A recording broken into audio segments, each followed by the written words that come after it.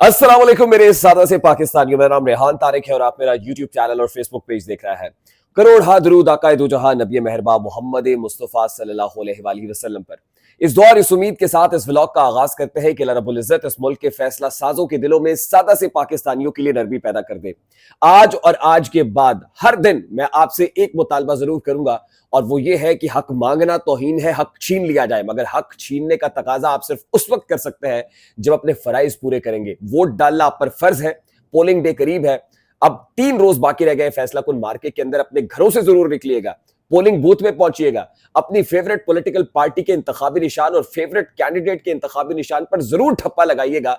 Otherwise आप criticism नहीं कर सकते। तनकीद का हक आपके पास तभी होगा जब आप अपना फर्ज पूरा करेंगे, जब आप अपना वोट कास्ट करेंगे।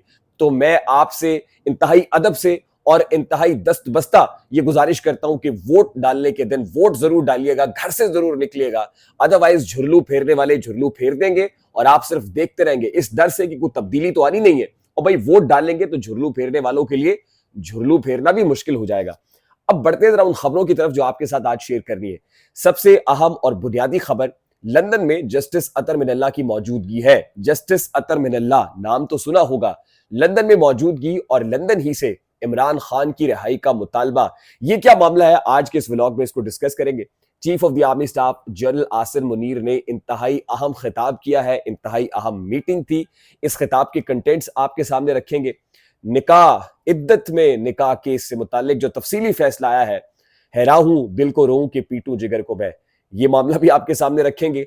और फिर 90% फौज किसके साथ है, ये क्या स्टेटमेंट है और क्या वीडियो है जो वायरल होती हुई दिखाई दे रही है, ये मामला भी आज के इसी व्लॉग का हिस्सा होगा। लेकिन उससे पहले मैं इंतहाई अदब से दस्त बस्ता गुजारिश आपसे करता हूं कि अगर आपने मेरा चैनल सब्सक्राइब नहीं किया है तो चैनल को सब्सक्राइब कर लीजिए। अगर वीडियो पसंद आए तो लाइक और शेयर करना मत भूलिएगा, क्योंकि इससे हमारा पैगाम मैसेज तक पहुंचता है। और अगर बेल आइकन प्रेस करेंगे तो ऐसी बहुत सारी वीडियोस आपकी निगाह से तवातुर के साथ गुजरती रहेगी। मेरे सादा से पाकिस्तानियों, सबसे पहले तो मैं आपको बताऊं कि future of Pakistan 2024 conference London में हो रही है और इस कॉन्फ्रेंस को अटेंड करने के लिए सुप्रीम कोर्ट ऑफ पाकिस्तान के सीनियर जज जस्टिस अतर मिनल्ला पहुंचे। फ्यूचर ऑफ पाकिस्तान 2024 की यह conference London school of economics के अंदर हुई और यहां पर जब जस्टिस अतर मिनल्ला पहुंचे तो गैर मामूली ओवरसीज पाकिस्तानीज का रश था।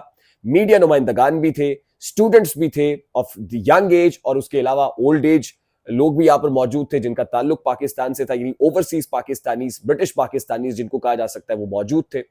और उनकी जानिब से अतर मिनल्ला साहब को टफ टाइम भी दिया गया।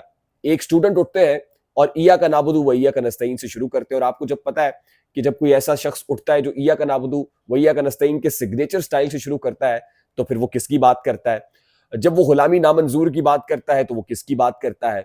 जस्टिस अतर मिनल्ला साहब से सवाल हुए कि आपने नवाज शरीफ साहब को गैर मामूली रिलीफ दिया, लंदन भिजवाया जुडिशरी ने, उसके बाद मरियम नवाज साहिबा को बेल ग्रांट की। इमरान खान से मुताल्लिक क्या हो गया, इमरान खान से मुताल्लिक ये जो वन साइडेड फैसले किए जा रहे हैं, ये क्यों हो रहा है और किसके वहां पर हो रहा है। उसमें हमने देखा कि जस्टिस अतर मिनल्ला साहब खासे कंफ्यूज भी दिखाई दिए, लेकिन उन्होंने अपने मौकिफ को क्लैरिफाई करने की कोशिश की और उस क्लैरिफिकेशन के अंदर उन्होंने कहा कि आप जाइए वेबसाइट के ऊपर और जाकर मेरी जजमेंट्स को देखिए। जो मेरी जजमेंट्स हैं वो ज्यादातर पाकिस्तान तहरीक इंसाफ के हक में रही है। बहुत सारी क्लैरिफिकेशंस देते रहे। अच्छा, इस हवाले से अब एक प्रोपेगेंडा भी गर्दिश करता रहा, क्योंकि ये जो future of Pakistan conference 2024 LAC के अंदर हुई है, ये तकरीब गुज़श्ता रोज सुबह 10 बजे बरतानवी वक्त के मुताबिक सुबह 10 बजे शुरू हुई और रात गए तक जारी रही। और जो विजुअल्स वहां से सामने आ रहे हैं वो भी रात गए के हैं।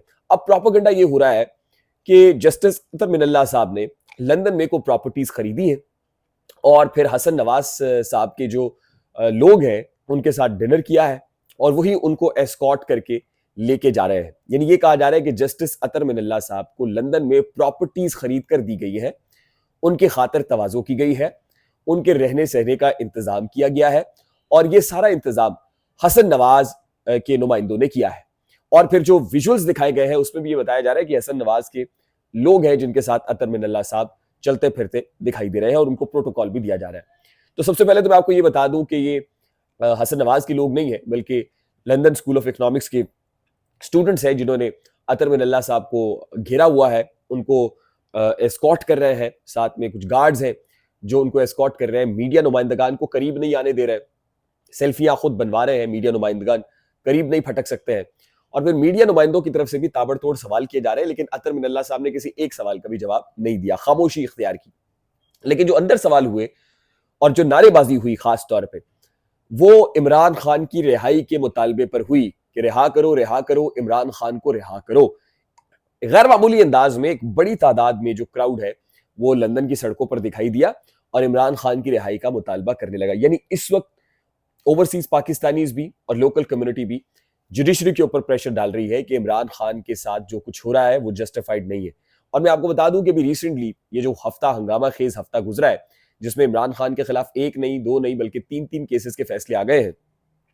अब इद्दत में निकाह केस का जो तफसीली फैसला आया है उसके अंदर यह कहा गया है कि इमरान खान साहब ने जो जनवरी 2018 के अंदर निकाह किया, क्योंकि उन्होंने तो तरदीद की ना इमरान खान और बुश हबीब ने कि हम दूसरा निकाह नहीं किया। उन्होंने कहा कि फरवरी में जब इमरान खान साहब ने अपने बेटों के साथ टेलीफोनिक कॉन्वर्सेशन की, उनको एतमाद में लिया, तो एक दुआया तकरीब का इनेकाद किया गया था। असल में ये दूसरा निकाह था। अब ये कितनी भोडी तशरीह है और कैसा फैसला है, इस पे हंसे रोए मातम करें पाकिस्तान के जुडिशियल सिस्टम के ऊपर, क्या करें कुछ समझ नहीं आती है।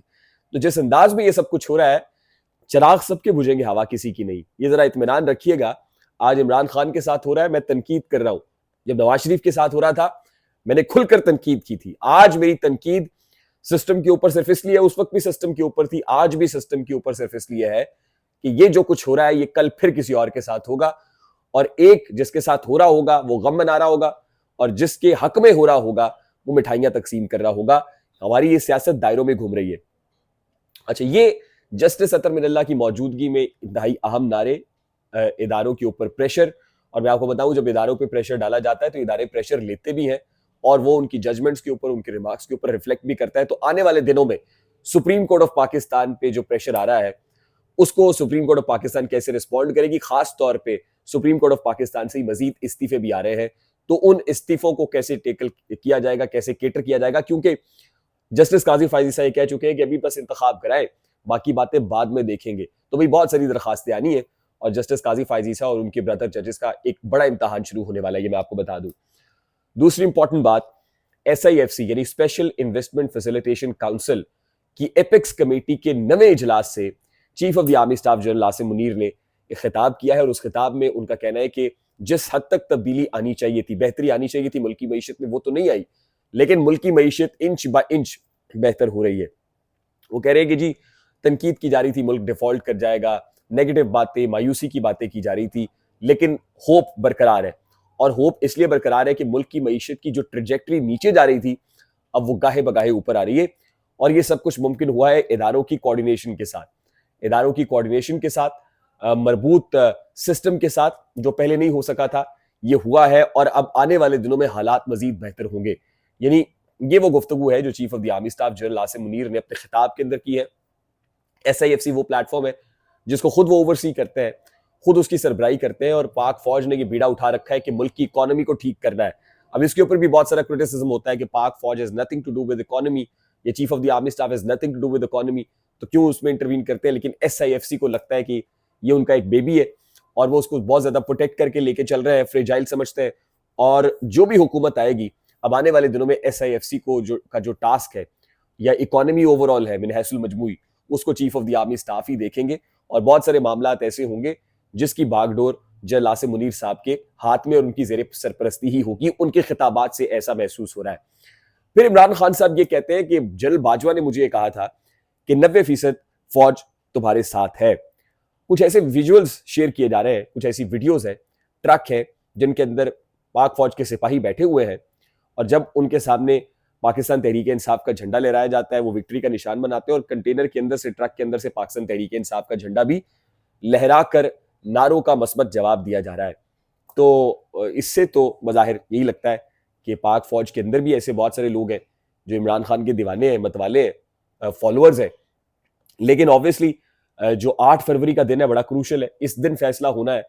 और मैं फिर आपसे रिक्वेस्ट करूंगा कि इन सब चीजों को देखते हुए, तमाम तर हंगामा खेजियों के बावजूद मायूस होकर घर में मत बैठिए, बाहर निकलिए, पोलिंग बूथ तक पहुंचिए और अपना वोट डालिए। उसके बाद क्रिटिसिज्म बनेगा और वो जरूर कीजिएगा लेकिन एटलीस्ट चैलेंजिंग जरूर होना चाहिए किसी के लिए भी कि इतनी आसानी से कोई मैनिपुलेट चीजों को ना कर सके। बहुत सारी चीजें जो इंशाल्लाह आज के दिन गाहे गाहे आपके साथ शेयर करते रहेंगे। उसके लिए जरूरी है कि आप हमारे चैनल को सब्सक्राइब कर लीजिए, वीडियो पसंद आए तो लाइक और शेयर कीजिए, बेल आइकन प्रेस करें और ऐसी बहुत सारी वीडियोस बर वक्त पाए। मुझे रेहान तारिक को इजाजत दीजिए, अपना बहुत सारा ख्याल रखिएगा। अस्सलाम वालेकुम।